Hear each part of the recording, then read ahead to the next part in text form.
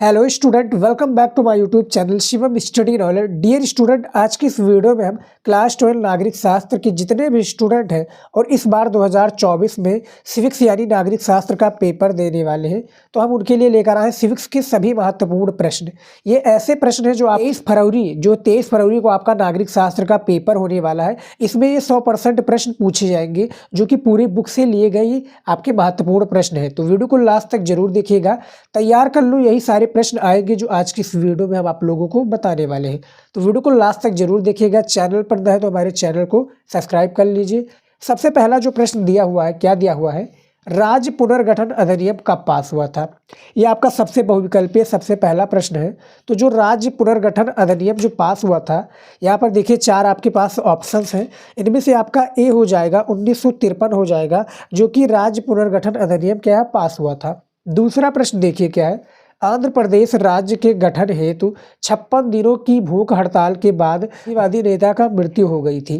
तो यहाँ पर बताना है आपको, जो 26 दिनों का जो आंध्र प्रदेश में हड़ताल था, इसमें किस गांधीवादी नेता की जो मृत्यु हो गई थी? तो इनमें से आपका जो बी हो जाएगा पोट्टी श्री राममुल्लू, क्या है, पोट्टी श्री राममुल्लू हो जाएंगे। जो तीसरा प्रश्न, कम्युनिस्ट पार्टी का उद्भव कब हुआ? ये सारे क्वेश्चन जो है आपके बोर्ड एग्जाम के लिए सबसे ज़्यादा इंपॉर्टेंट है, इसको आप तैयार कर लीजिए। तो कम्युनिस्ट पार्टी का जो उद्भव हुआ ये कब हुआ, ये आपको बताना है। देखिए सारे ऑब्जेक्टिव जितने भी क्वेश्चन हैं, यदि आपको इसका आंसर पता है तो बताइएगा। ये आपकी बुक से ही लिए गए सारे क्वेश्चन हैं और ये वीडियो जो है आप लोगों के लिए काफ़ी ज़्यादा इंपॉर्टेंट है। ठीक है, चलिए शुरू करते हैं। देखिए तीसरा का जो आपका ए हो जाएगा राइट आंसर, वर्ष 1920 के दशक में जो है कम्युनिस्ट पार्टी का उद्भव हुआ था। उसके बाद में देखिए चौथा प्रश्न, स्वतंत्र भारत में होने वाले प्रथम 3 चुनावों में किस दल का प्रभुत्व रहा? जो आपका स्वतंत्र भारत है, इसमें जो 3 चुनावों में किस दल का प्रभुत्व रहा, ये आपको बताना है। ऑप्शंस में सुनिए, ए आपका Bharatiya Janata party, B Samajwadi party, सी आपका बहुजन समाज पार्टी या डी कांग्रेस। तो यहाँ पर जो आपका राइट आंसर हो जाएगा वो डी हो जाएगा, कांग्रेस। स्टूडेंट यदि आपके इसके क्वेश्चंस का आंसर पता है तो हमें प्लीज़ बताइएगा आप लोग कमेंट में, क्योंकि इससे क्या होता है, हमें एक प्रकार से आपकी तैयारी का पता चलता है कि आप लोगों ने अभी तक कितनी तैयारी की है। तो यहाँ पर देखिए पांचवा प्रश्न देखिए, भारतीय संविधान कब लागू हुआ? यानी जो आपका भारतीय संविधान है ये लागू कब हुआ, इसके बारे में आपको बताना है। आपके पास 4 आपके पास विकल्प हैं, 4 ऑप्शंस हैं, इसमें बताइए। तो देखिए स्टूडेंट यदि आपको क्वेश्चंस का आंसर पता है तो आप हमें कमेंट में बता सकते हैं। ये काफ़ी ज़्यादा इंपॉर्टेंट क्वेश्चंस हैं, आपकी तैयारी को बेहतर बनाएंगे। तो भारतीय संविधान जो लागू हुआ सभी को पता होगा स्टूडेंट, 1950 हुआ था। कब हुआ था? याद रखिएगा 26 जनवरी 1950 को भारतीय संविधान लागू हुआ था। I am right? तो कमेंट में सही बताइएगा। 6 नंबर क्वेश्चन देखिए आपके क्या है, ऑब्जेक्टिव, बॉम्बे प्लान के बारे में निम्नलिखित में कौन सा बयान सही है? यानी आपका जो बॉम्बे प्लान है इनमें से कौन सा जो है कथन सही है, ये आपको बताना है। यहाँ पर देख सकते हैं 4 आपके पास ऑप्शंस हैं, इनमें से आप वीडियो को रोक कर पढ़ लीजिए, फिर इसका आंसर आप लोगों को दीजिएगा। फिलहाल देखिए जो 6 नंबर प्रश्न है इसका बी राइट आंसर हो जाएगा। क्या है? उद्योग, क्या है, इनमें से उद्योगों के ऊपर राज्य के स्वामित्व का समर्थन, क्या है, राज्य के स्वामित्व का समर्थन किया गया था। ये आपका जो है निम्नलिखित में से बयान सही नहीं है। उसके बाद में देखिए आपका 7वां प्रश्न, सारे क्वेश्चन से लिखना चाहे तो लिख सकते हैं। और स्टूडेंट में बता दूं, जितने भी मैं बहुविकल्पीय प्रश्न बता रहा हूं इनमें से आपके किसी भी जो प्रश्न मैं बता रहा हूं इनमें से किसी भी प्रश्न का आंसर आप लोगों को गलत लग रहा है या इसका जो ऑप्शन है वो आपको गलत लग रहा है, तो प्लीज़ आप हमें इंस्टाग्राम पर वीडियो के साथ में ज़रूर बताइएगा कि सर इसका आंसर या इसका ऑप्शन जो आपने बताया वो गलत है, ये होना चाहिए। फिर उसको हम रिसर्च करके आप लोगों के सामने लेकर आएंगे, क्योंकि हमने जैसा कि स्टूडेंट हर एक वीडियो में बताता हूँ कि जो क्वेश्चंस होते हैं उसका जो ऑप्शंस होता है वो आपके क्वेश्चंस में या बुक में गलत दिया होता है। फिर उसको हम रिसर्च करते हैं गूगल पर, और गूगल पर भी जो है कभी कभी जो है गलत दिखा देता है। तो यहाँ पर देखिए 7वां नंबर जो आपका ऑब्जेक्टिव क्वेश्चन है, पंचवर्षीय योजनाओं के कार्यकाल में योजना का अवकाश का समय क्या है? जो योजना का अवकाश का समय है वो आपका हो जाएगा 1966 से 1969 तक। क्या, 1966 से 69 तक।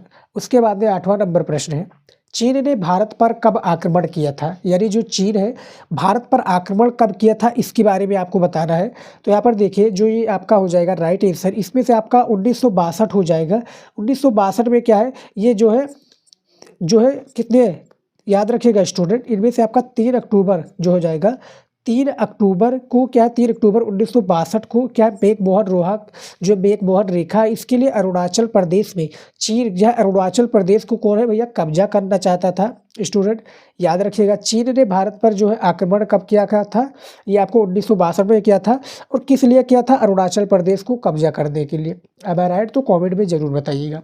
उसके बाद देखिए 9वां नंबर प्रश्न, एशियाई संबंध सम्मेलन जिसको ब्रैकेट में देख सकते हैं क्या कहा जाता है, एशियन रिलेशंस कॉन्फ्रेंस जो है एशियन रिलेशंस कॉन्फ्रेंस कहा जाता है, कब आयोजित किया गया था, दिसंबर 1946 में, मार्च 1947 में या अगस्त 1947 में या जनवरी 1948 में। तो यहाँ पर स्टूडेंट जो किताबी भाषा इसका राइट आंसर है वो आंसर बी हो जाएगा, 1947 हो जाएगा। लेकिन इस प्रश्न को हमने गूगल पर सर्च किया गया था तो वहाँ पर अप्रैल 1947 बता रहा था।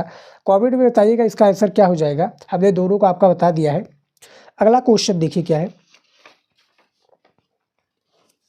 ये देखिए अगला क्वेश्चन है हमारा 10 नंबर, निम्नलिखित में किसने द्वितीय विश्व युद्ध के दौरान इंडियन नेशनल आर्मी जिसको IMF क्या है जिसमें IMA का गठन किया। तो इनमें से जो आपका राइट आंसर हो जाएगा, सभी को पता होगा, नहीं पता है तो आज जान लीजिए स्टूडेंट। ये प्रश्न आता है तो आप किस पर टिक लगाएंगे, सुभाष चंद्र बोस पर। समझ में आ गया। अगला देखिए, भारतीय विदेशी जो है आपका भारतीय विदेश नीति के मूलभूत सिद्धांत गुट निरपेक्षता संविधान के किस भाग से संबंधित है, इसके बारे में बताइए। ए आपका संवैधानिक उपलब्ध, वी आपका क्या है नीति निर्देशक तत्व, सी मूल अधिकार या डी संसदीय अधिनियम। तो जो आपका 11 नंबर प्रश्न है इनमें से आपका बी हो जाएगा, क्या हो जाएगा, नीति निर्देशक तत्व हो जाएंगे जो कि भारतीय विदेश नीति के मूलभूत सिद्धांत ये आपका भाग से संबंधित है। उसके बाद में देखिए स्टूडेंट, किस दशक को खतरनाक दशक कहा जाता है, ये भी आपका 12 नंबर जो प्रश्न है ये भी सबसे ज़्यादा इंपॉर्टेंट है। इसमें सारे क्वेश्चन एक प्रकार से इंपॉर्टेंट ही है स्टूडेंट, क्योंकि हम इंपॉर्टेंट बता रहे हैं तो इंपॉर्टेंट आएगा। और यदि आप लोगों ने स्टूडेंट टॉपिक वाला हमारा वीडियो नहीं देखा है तो प्लीज़ जाकर देख लीजिए और उसके सारे प्रश्नों को तैयार कर लीजिए। यदि आप अच्छे मार्क्स के क्या है पास होना चाहते हैं, अच्छे अंक लाना चाहते हैं, अच्छे मार्क्स लाना चाहते हैं तो टॉपिक वाला दोनों जो पार्ट 1 और पार्ट 2 का जो हमने टॉपिक वीडियो बनाया है जाकर देख लीजिए, आपको उसमें सारी चीज़ें मिल जाएंगी जो कि बुक से या क्वेश्चन बैंक से रिलेटेड है। 12 नंबर जो किस दशक को खतरनाक दशक कहा जाता है तो वो आपका हो जाएगा 1960 का दशक। समझ में आ गया। 13 नंबर देखिए प्रश्न, दल बदल आम चुनाव की खास बात रही। जो आपका दल बदल आम चुनाव है इसकी जो खास बात क्या रही, तीसरी, चौथी, पांचवी या छठी। तो आपका इनमें से बी हो जाएगा, 13 का आपका बी राइट आंसर हो जाएगा। 14 नंबर प्रश्न देखिए यहाँ पर क्या है, आपातकाल के उपरांत हुए आम चुनावों में कांग्रेस की स्थिति देश के किस हिस्से में अप्रभावित रही। यानी जो आपातकाल के उपरांत हुए आम चुनावों में कांग्रेस की जो स्थिति है ये किस हिस्से में अप्रभावित रही, इसके बारे में आपको बतानी है। ए आपका उत्तरी भारत, बी पश्चिमी भारत, सी मध्य भारत या डी दक्षिणी भारत। तो यहाँ पर जो इसका राइट आंसर यानी सही विकल्प हो जाएगा, आंसर डी हो जाएगा, दक्षिणी भारत हो जाएगा इसका करेक्ट आंसर। सारे क्वेश्चंस को आप लिख लीजिए, लिखना चाहे नहीं तो टिक लगा लीजिए। यही सारे क्वेश्चंस आपके आएंगे नागरिक शास्त्र में, याद रखिएगा। देखिए नागरिक शास्त्र एक ऐसा सब्जेक्ट है जिसको लोग क्या है बोरिंग समझते हैं और इसको हल्के में लेने लगते हैं, लेकिन मैं बता दूं स्टूडेंट इसको हल्के में मत लीजिएगा, क्योंकि एक ऐसा सब्जेक्ट है जिसके आपके अपने अधिकार, उसके बाद में राजनीतिक, विदेश की नीति, उसके बाद में क्या है अपने भारतीय जो नीति है, अपने जो राजनीतिक तंत्र है, इनके बारे में पूरा ये सिखाती है राजनीतिक शास्त्र, उसके बाद में नागरिक शास्त्र। तो ये आपको याद रखना है। 15 नंबर प्रश्न है, 1975 में आपातकाल की घोषणा को संविधान के किस अनुच्छेद के तहत की गई थी। जो 1975 है इसमें जो आपातकाल की घोषणा है संविधान के किस अनुच्छेद के तहत की गई थी, इसको हमने काफ़ी बार बता दिया है। आप हमारे पुराने स्टूडेंट होंगे तो इसका आंसर आप लोगों को पता होगा। फिलहाल इसका जो राइट आंसर हो जाएगा वो आपका हो जाएगा ए 1952 के अनुच्छेद के अनुसार। 16 नंबर आपका है प्रश्न, आपातकाल किस तारीख को घोषित हुआ था। तो आपातकाल जो है तारीख को घोषित हुआ था, इसमें से आपका जो सही विकल्प हो जाएगा वो हो जाएगा आंसर सी हो जाएगा, 25 जून 1975 को जो है आपातकाल की तारीख जो है घोषित हुआ था। उसके बाद में अगला क्वेश्चन है हमारा 17 नंबर, निम्न में से किस संविधान संशोधन के द्वारा पंचायतों में महिलाओं को आरक्षण दिया गया। यानी किस जो है संविधान संशोधन है इसमें जो पंचायतों को क्या है एक प्रकार से आरक्षण दिया गया, ये आपको बताना है। तो इनमें से जो आपका सही विकल्प हो जाएगा वो हो जाएगा आंसर डी 73वें, याद रखिएगा। अगला क्वेश्चन हमारा 18 नंबर, सूचना का अधिकार कानून कब लागू हुआ था? जो आपका सूचना का अधिकार है ये कानून जो लागू कब हुआ था ये हमें बताना है। सारे क्वेश्चंस को मैं जल्दी जल्दी करा रहा हूँ, इसका आंसर आप लोगों को पता है तो बिना हिचकिचाए कमेंट में ज़रूर बताइएगा स्टूडेंट। जैसा कि हमने आपको बताया कि इससे हमें आप लोगों की तैयारी का पता चलता है कि आपने किस तरह से तैयारी की। और हम क्या है स्टोरी जो एक प्रकार से स्टूडेंट अपने चैनल पर एक प्रकार से वो डालते रहते हैं इंपॉर्टेंट क्वेश्चन का, और उसमें हम बताते हैं कि इसका सही आंसर क्या है और आप लोगों को भी बताने को बोलते हैं, तो उसमें काफ़ी गलत उसका एक प्रकार से हमें वो मिलता है, गलत उसका हमें आंसर मिलता है। तो आप लोग प्लीज़ अभी सुधारिए, नागरिक शास्त्र को पढ़िए, अच्छे से पढ़िए, इसको क्या तैयार कीजिए, क्योंकि अच्छे मार्क्स लाना है तो हमें पढ़ना पड़ेगा और अच्छे से पढ़ना पड़ेगा। ये नहीं कि भैया इधर से देखा उधर से निकाल दिया, ये बिल्कुल भी नहीं करना। तैयारी कीजिए, अच्छे से तैयारी कीजिए, बहुत कम समय बचा है। 18 नंबर प्रश्न है, सूचना का अधिकार कानून जो है कब लागू हुआ? तो आपका 2002 में या 2004 में, 2005 में या 2006 में? तो इसका जो आंसर सी हो जाएगा 2005 हो जाएगा, जो कि कानून लागू हुआ। 19 नंबर प्रश्न है, शेख मोहम्मद अब्दुल्ला कौन थे? जो आपका शेख मोहम्मद अब्दुल्ला है ये कौन थे ये आपको बताना है। ये आपका जम्मू कश्मीर के नेता, पूर्वोत्तर के नेता, मिजोरम के नेता या इनमें से कोई नहीं? तो जो शेख मोहम्मद अब्दुल्ला है आप लोगों को नहीं पता है तो मैं बता दूं, इनमें से आपका ए हो जाएगा, जम्मू कश्मीर के नेता हो जाएंगे जो कि शेख मोहम्मद अब्दुल्ला थे। उसके बाद में देखिए 20 नंबर आपका प्रश्न आ चुका है, सात बहनें का संबंध हमारे देश के किस हिस्से से है? जो सात बहनें हैं इनका जो संबंध है ये हमारे देश के किस हिस्से में है ये बता दूं आपको। ए आपका दक्षिण भारत, बी आपका उत्तर भारत, सी पश्चिम भारत या डी पूर्वोत्तर भारत? तो इनमें से जो सात बहनें का देश के जो हिस्से हैं मैं बता दूं, इनमें से आपका जो हो जाएगा आंसर डी हो जाएगा, पूर्वोत्तर भारत हो जाएगा। और स्टूडेंट में बता दूं ये आपका अति लघु उत्तरीय में पूछा जाएगा कि सात बहनों का नाम लिखिए। तो सात बहनें कौन कौन सी है मैं बता दूं आपको। सबसे पहला हो जाएगा अरुणाचल प्रदेश, दूसरे में आपका मिजोरम, तीसरे में मणिपुर, चौथे में आपका त्रिपुरा, पाँचवें में नागालैंड, छः में आपका मेघालय और सात में आपका असम। ये सात बहनें के नाम से जाना जाता है स्टूडेंट, याद रखिएगा। और एक हमारा नया और जुड़ने वाला है, शायद सिक्किम भी जुड़ जाए। तो ये सात बहनों का आप समझ लीजिए स्टूडेंट, जैसा कि बताया अरुणाचल प्रदेश, मणिपुर, मिजोरम, त्रिपुरा, नागालैंड, मेघालय और असम, ये जो सात बहनें के नाम से संबंधित है। अगला क्वेश्चन देखिए, सारे क्वेश्चन इंपॉर्टेंट है, इसको लिख लीजिएगा, तैयार कर लीजिएगा। 21 नंबर हमारा क्वेश्चन है, वर्ष 1989 के लोकसभा चुनाव में किस दल को पूर्ण बहुमत प्राप्त हुआ था? कांग्रेस को, जनता दल को, भाजपा को या किसी को भी नहीं? तो यदि आप इसको क्वेश्चंस को समझेंगे तो इसका आंसर आप लोगों को ऑटोमेटिक मिल जाएगा। आपने पढ़ा है तो, नहीं पढ़ा है तो भैया यहाँ पर आंसर डी को लगा दीजिएगा। इनमें से आपका 21 का डी हो जाएगा, यानी किसी को भी नहीं क्या पूर्ण बहुमत प्राप्त हुआ था।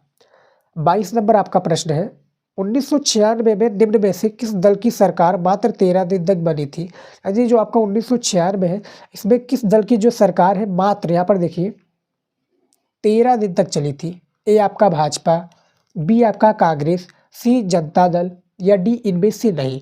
तो इनमें से जो आपका 22 नंबर क्वेश्चन है इनमें से आपका ए हो जाएगा, भाजपा हो जाएगा, जो कि राइट आंसर हो जाएगा।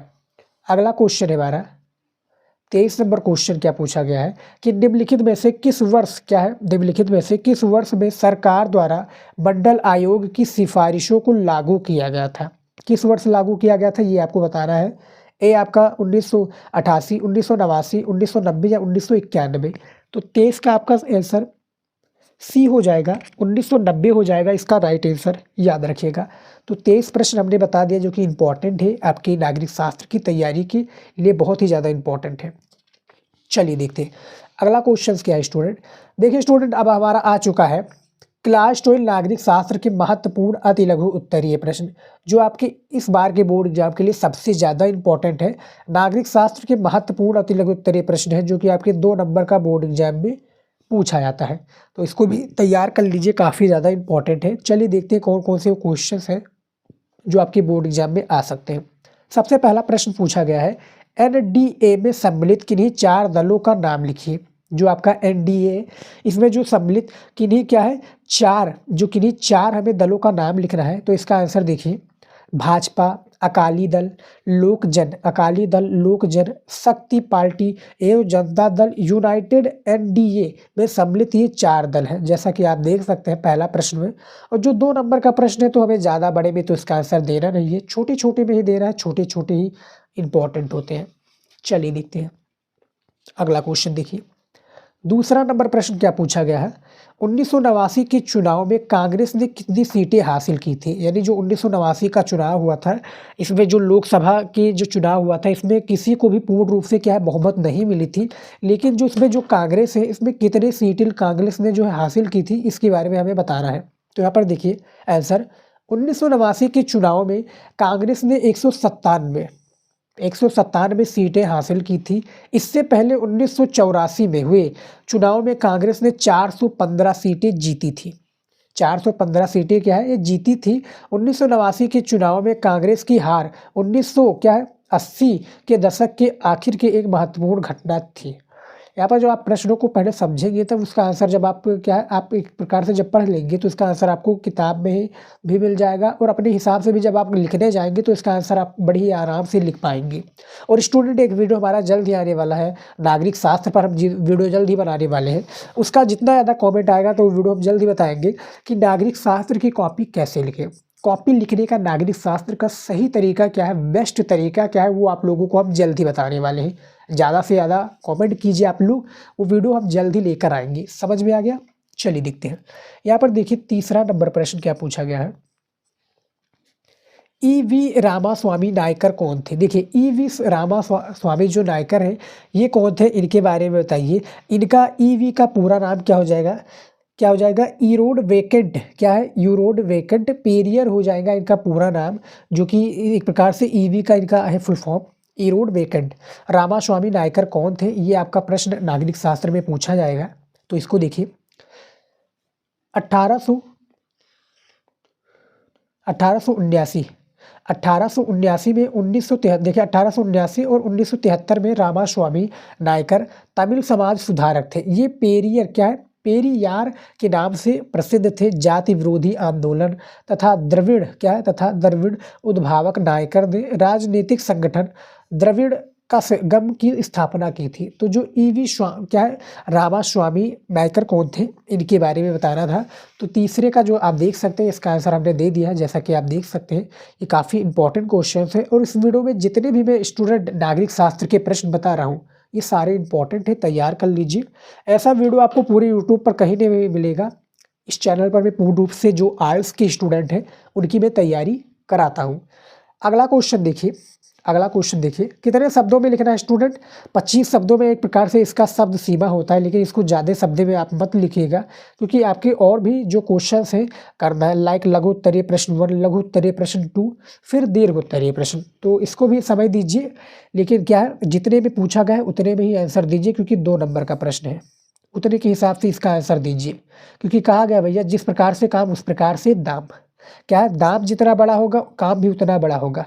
अब आपका काम भैया क्या है 5 रुपये लायक है, तो 5 रुपये के लायक ही आपको काम करना पड़ेगा। ये नहीं कि आप 300 रुपये के काम कीजिए। तो उसी के हिसाब से स्टूडेंट जितना आपका प्रश्न का उत्तर उसी प्रकार से आपको नंबर दिया जाएगा। जिसे 2 नंबर का है तो उसी के हिसाब से आपको लिखना पड़ेगा।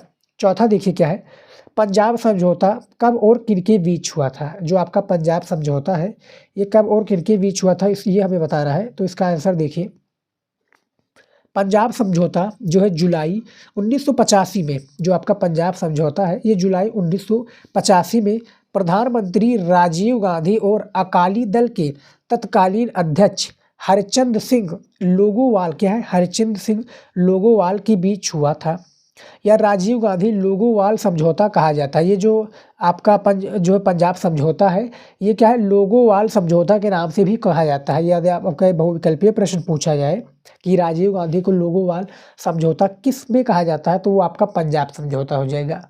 समझ में आ गया? छोटा छोटा क्वेश्चन है, इसका आंसर ये आप बड़ी ही आसानी से दे ले जाएंगे। और यदि आपने मॉडल पेपर पर वीडियो नहीं देखा है तो जाकर देख लीजिएगा स्टूडेंट, हमने मॉडल पेपर भी वीडियो बना दिया है। उसके बाद में देखिए 5वां प्रश्न, दलित पैंथर्स का मुख्य एजेंडा क्या है। जो आपका दलित पैंथर्स है इनका मुख्य जो एजेंडा है ये क्या है, ये हमें बताना है।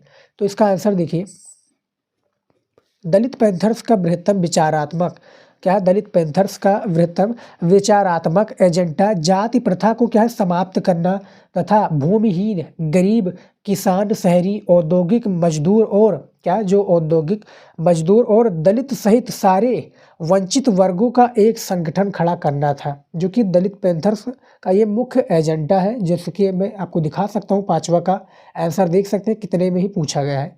इतने में भी आपको पांचवें क्वेश्चन का आंसर देना है। दलित पैंथर्स का मुख्य एजेंडा क्या है, इसमें बताया गया है। समझ में आ गया? चलिए देखते हैं अगला क्वेश्चन। 6 नंबर प्रश्न देखिए क्या है। चिपको आंदोलन क्या था? जो चिपको आंदोलन है ये क्या था, ये किस राज्य से संबंधित है? ये सबसे ज़्यादा जो आपका प्रश्न है ये आपका सोशियोलॉजी में पूछा जाता है, लेकिन नागरिक शास्त्र में भी ये पूछ लिया गया है। तो देखिए जो चिपको आंदोलन है ये किस राज्य से संबंधित है, ये भी प्रश्न पूछा जाएगा।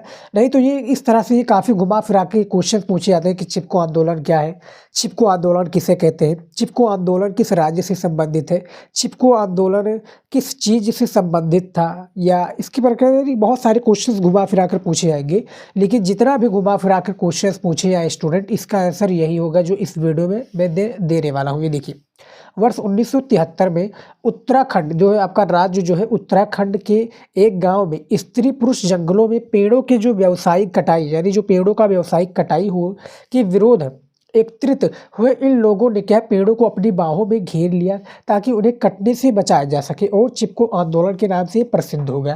यानी कहा क्या गया कि यानी पेड़ों की जो है कटाई बहुत सारा हो रहा था। तो 1973 में जो उत्तराखंड के एक गांव में स्त्री और पुरुष ने जंगलों में क्या है जंगलों में पेड़ों की जो व्यावसायिक कटाई हो रही थी उनको विरोध यानी उनको रोकने के लिए जो है गाँव के जो सारे लोग हैं या कोई भी लोग, जैसे ये 2 स्त्री और पुरुष लोग हैं, वो पेड़ों को क्या है बाहों में भर लेते थे। तो इसको नाम क्या दिया गया, चिपको आंदोलन का नाम दिया गया। यानी पेड़ों को बाहों में भरकर भैया क्या है उसको कटने से बचाते थे ये लोग। तो इसको चिपको आंदोलन के नाम से प्रसिद्ध किया जाता था। इसको आप अपने शब्दों में भी इसका आंसर दे सकते हैं स्टूडेंट। याद रखिएगा 1973 में उत्तराखंड में जो है ये आपका चिपको आंदोलन चला था। ये आपके बहुविकल्पीय में भी पूछा जाएगा, तो तैयार कर लीजिएगा। अगला देखिए 7वां नंबर प्रश्न, आपातकाल के दौरान कौन सा संविधान संशोधन पारित किया गया था? जो आपातकाल का दौरान है इसमें जो संविधान संशोधन है ये देखिए 42वां संविधान संशोधन पारित किया। देश की विधायिका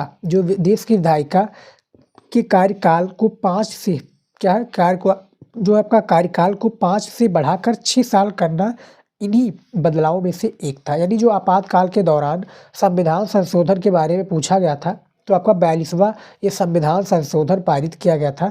और जो देश की विधायिका जो पारित किया, देश की विधायिका के कार्यकाल में 5 से 6 साल इस क्या करना इनकी बदलावों में से एक था, जो कि आपातकाल था। आप लोगों को पता होगा आपातकाल 1975 में लागू किया गया था।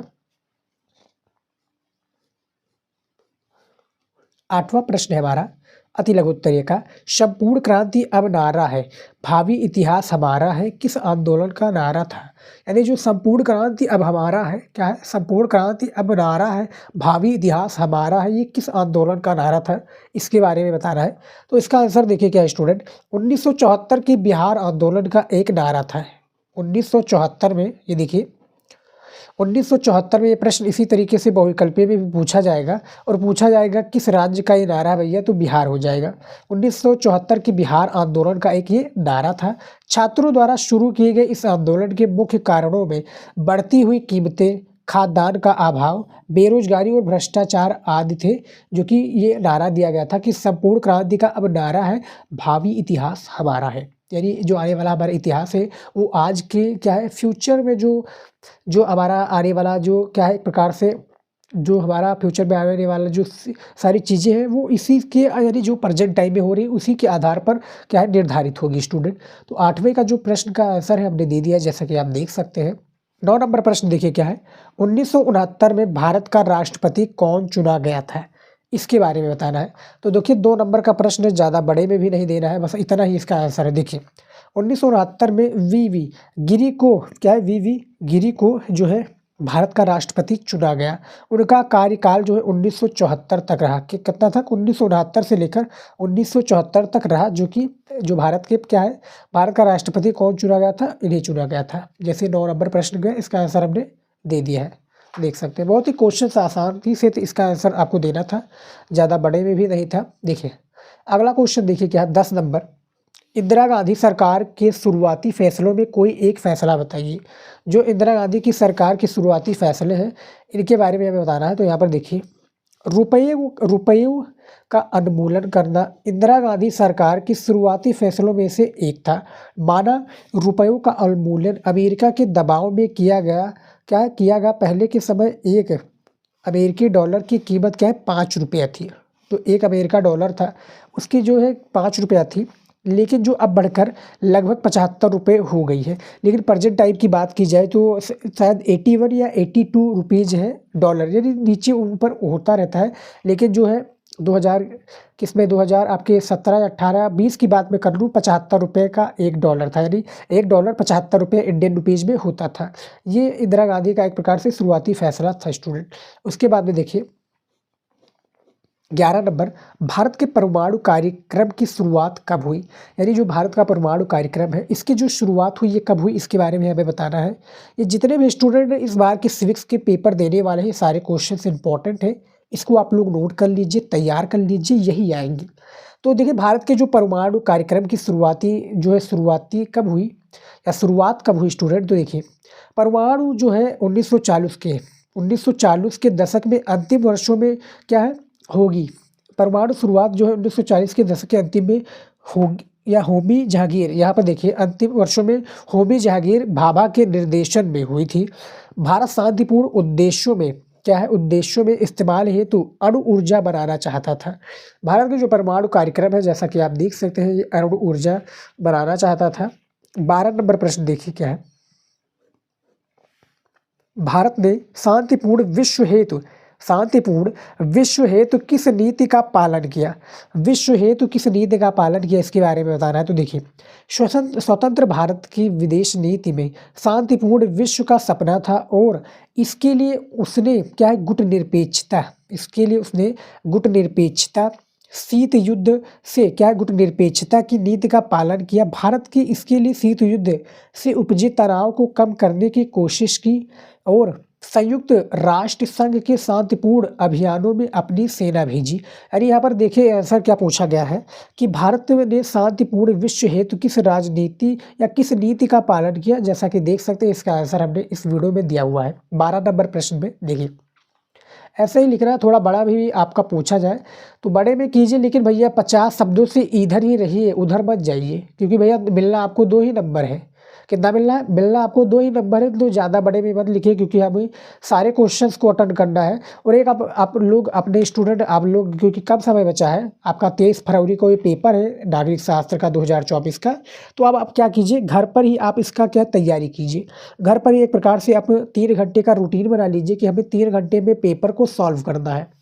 एक मॉडल पेपर ले लीजिए, आपको मॉडल पेपर बुक या क्वेश्चन बैंक में मिल जाएगा और उसके सारे क्वेश्चंस को एक टाइमर के साथ में घड़ी या मोबाइल का टाइमर लगा लीजिए 3 घंटे का, कि हमारे समझ लीजिए हम पेपर दे रहे हैं, बोर्ड एग्जाम में लाइव पेपर दे रहे हैं और उसी का आप अपने कॉपी में पेपर दीजिए। देखिए कितने घंटे में आपका पेपर वो हल हो रहा है।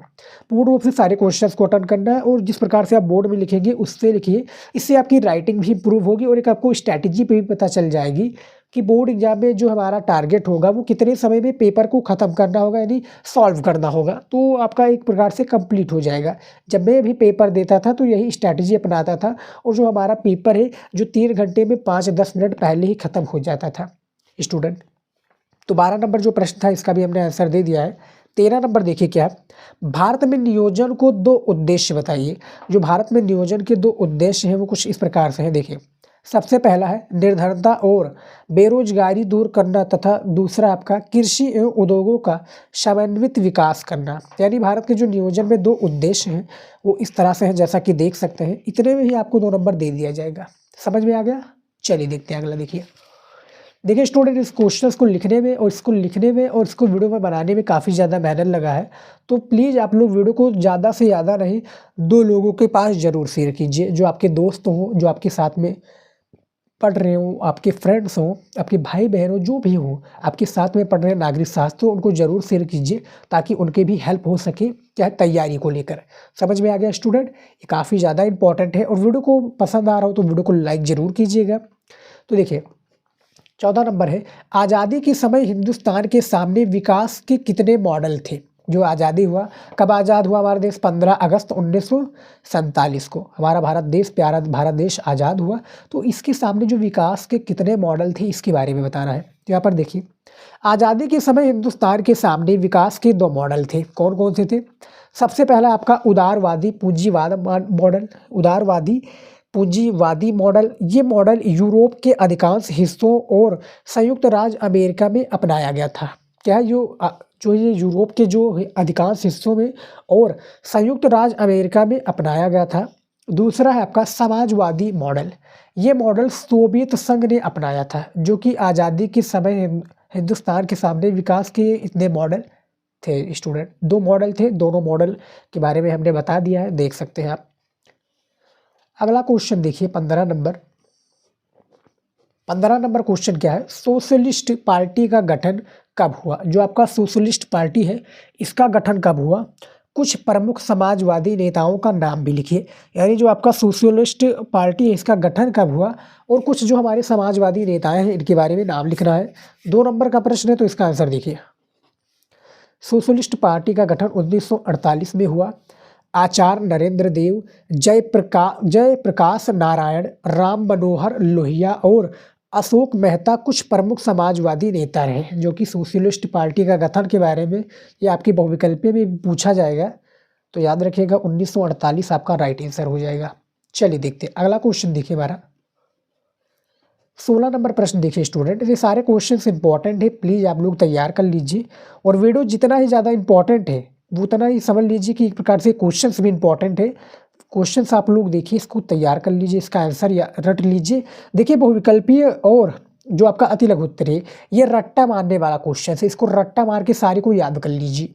बाकी जो आपके लघु और जो आपके दीर्घ उत्तरीय है इसका भी हमने सेपरेट वीडियो बना दिया है कि जो है आपको किस तरह से तैयारी करनी है, क्या है बोर्ड एग्जाम में नागरिक शास्त्र की किस तरह से तैयारी करनी है। वो वीडियो हमारा जल्द ही आने वाला है, कल या परसों में आ जाएगा। तो 16 नंबर जो है, भारतीय संविधान को कब क्या है अंगीकार तथा लागू किया गया? अंगीकार तथा यहाँ पर देखिए कब लागू किया गया, तो इसका आंसर देखिए।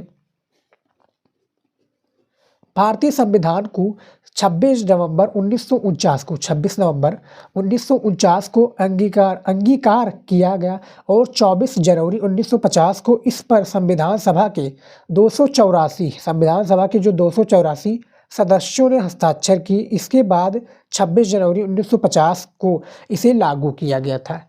तो जो आपका 16 नंबर प्रश्न है इसका भी आंसर दे दिया है। नागरिक शास्त्र का सबसे ज़्यादा महत्वपूर्ण प्रश्न है। अगला देखिए क्या है।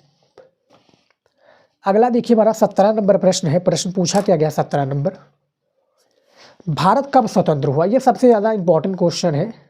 इसके बारे में तो सभी को पता होगा कि भैया 1947 को हुआ था, 15 अगस्त 1947 को। लेकिन कैसे स्वतंत्र हुआ इसके बारे में जानिए। देखिए भारत 14 से 15 अगस्त 1947 की मध्य रात्रि को स्वतंत्र हुआ। स्वतंत्र भारत के प्रथम प्रधानमंत्री जवाहरलाल नेहरू ने इस रात क्या है संविधान सभा के एक विशेष क्या है सत्र को संबोधित किया था। उनका ये प्रसिद्ध भाषण की वाग्यवधु से चिर क्या है प्रतिष्ठित भेंट या तृष्ट विद टेस्टनी के नाम से भी प्रसिद्ध है, जैसा कि आप देख सकते हैं। 17 नंबर जो आपका प्रश्न है किस तरह से पूछा गया, इसका आंसर हमने किस तरह से दिया है। भारत कब स्वतंत्र हुआ, समझ में आ गया। अगला क्वेश्चन देखिए 18 नंबर प्रश्न देखिए, भारत में सर्वप्रथम कहाँ पर सार्वभौम वयस्क मताधिकार का सिद्धांत अपनाया गया? यानी जो भारत में सर्वप्रथम कहाँ पर जो सार्वभौम वयस्क मताधिकार है ये सिद्धांत को अपनाया गया, इसके बारे में आपको बताना है। मणिपुर के इस सिद्धांत का आधार पर जून 1948 में चुनाव के जरिए संवैधानिक राजतंत्र की स्थापना हुई। तो वहाँ पर देख सकते हैं 18 नंबर भी प्रश्न हमने बता दिया है। तो ये जो आपके क्लास 12 नागरिक शास्त्र है उसके कुछ ये इंपॉर्टेंट क्वेश्चंस थे जो कि अति लघु तरीके थे, हमने बता दिया है। फिलहाल स्टूडेंट आज का ये वीडियो देख सकते हैं स्टूडेंट, जिसमें हमने क्या है आपके 18 महत्वपूर्ण नागरिक शास्त्र के प्रश्न बताए हैं जो आपके 23 फरवरी 2024 के लिए इंपॉर्टेंट है। और ऑब्जेक्टिव क्वेश्चंस को भी बताया जो कि 23 ऑब्जेक्टिव क्वेश्चंस हैं, यानी 23 इंपॉर्टेंट ऑब्जेक्टिव क्वेश्चंस हैं जो कि हमने इस वीडियो में बताया है। तो आप आई होप कि आज का वीडियो आप लोगों ने देखा होगा, काफ़ी ज़्यादा इंपॉर्टेंट वीडियो था जो कि आपके 23 फरवरी के बोर्ड एग्जाम में 100% पूछा जाएगा। ये सारे क्वेश्चन को आप लोग तैयार कर लीजिए, बोर्ड एग्जाम में आएगा। फिलहाल आज की इस वीडियो में दोस्तों इतना ही।